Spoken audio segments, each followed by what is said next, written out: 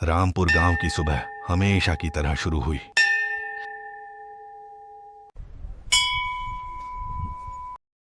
खेतों में किसान काम पर निकल चुके थे,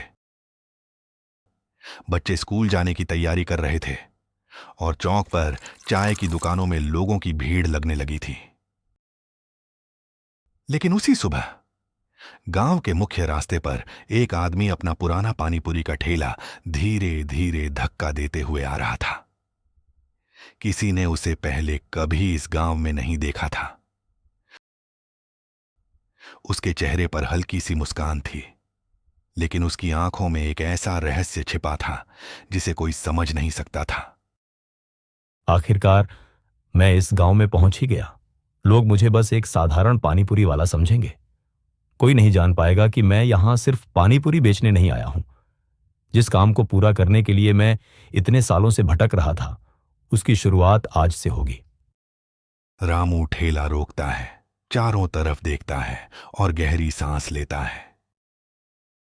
ये गांव बाहर से जितना शांत दिखता है, अंदर से उतना ही रहस्यों से भरा हुआ है। देखते हैं सबसे पहले मेरे ठेले तक कौन आता है। रामू ने अपना ठेला सड़क किनारे लगाया। उसने बड़े आराम से पानी के मटके रखे, मसाले सजाए और पानीपुरी तैयार करने लगा। कुछ ही देर में लोग उसकी दुकान के सामने रुकने लगे। रामू मुस्कुराते हुए, आइए आइए, रामू की स्पेशल पानीपुरी खाइए। अगर स्वाद पसंद ना आए तो पैसे मत दीजिए, लेकिन अगर पसंद आ गई तो इस स्वाद को कभी भूल नहीं पाएंगे। रामू की आवाज सुनकर लोग एक दूसरे को देखने लगे। रामू धीरे से खुद से, आज बस शुरुआत है, असली खेल तो आज रात शुरू होगा। पूरा दिन पानीपुरी बेचने के बाद शाम ढल गई। एक एक करके सभी ग्राहक चले गए। सड़कें सुनसान होने लगीं।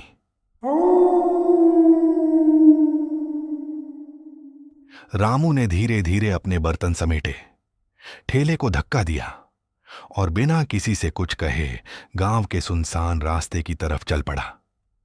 चलते चलते वह खुद से बुदबुदाया, सिर्फ कुछ घंटे और फिर 20 साल पुराना वादा पूरा होगा। अगर सब कुछ योजना के मुताबिक हुआ तो कल सुबह इस गांव की जिंदगी हमेशा के लिए बदल जाएगी। रामू ने पीछे मुड़कर एक बार पूरे गांव की तरफ देखा।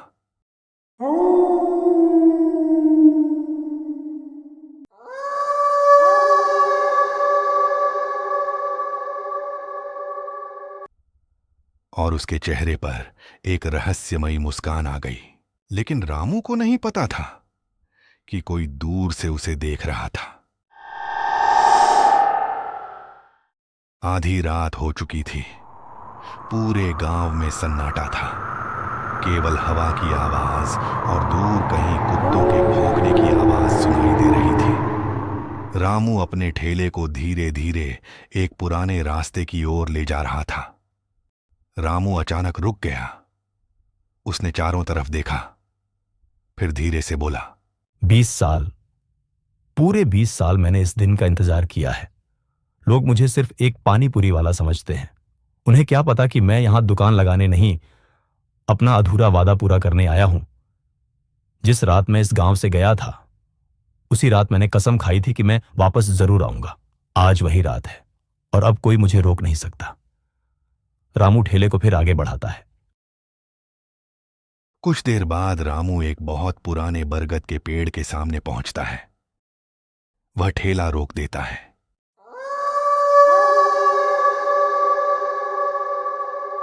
तुम आज भी यहीं खड़े हो जैसे 20 साल पहले थे। सब बदल गया, लेकिन तुम नहीं बदले। क्या तुम्हें मेरी पहचान याद है? शायद याद होगी, क्योंकि उस रात तुम भी गवाह थे। रामू पेड़ के नीचे बैठ जाता है। कुछ पल बाद उसे ऐसा लगता है जैसे किसी ने उसका नाम पुकारा हो। रामू? रामू तुरंत खड़ा हो जाता है। कौन है? सामने आओ। मैं अब डरने वालों में से नहीं हूं। लेकिन वहां कोई नहीं होता। रामू हल्की मुस्कान के साथ फिर अपना ठेला आगे बढ़ाता है। मैं जानता हूं तुम यहीं कहीं हो, चाहे जितना छिप जाओ। आज मैं सच जानकर ही जाऊंगा। अगर तुमने आज भी सच नहीं बताया तो पूरा गांव जान जाएगा कि 20 साल पहले क्या हुआ था। इतना कहकर रामू एक पुराने खंडहर की ओर बढ़ने लगता है। अंदर से किसी चीज के गिरने की तेज आवाज आती है। रामू एक पल के लिए रुकता है।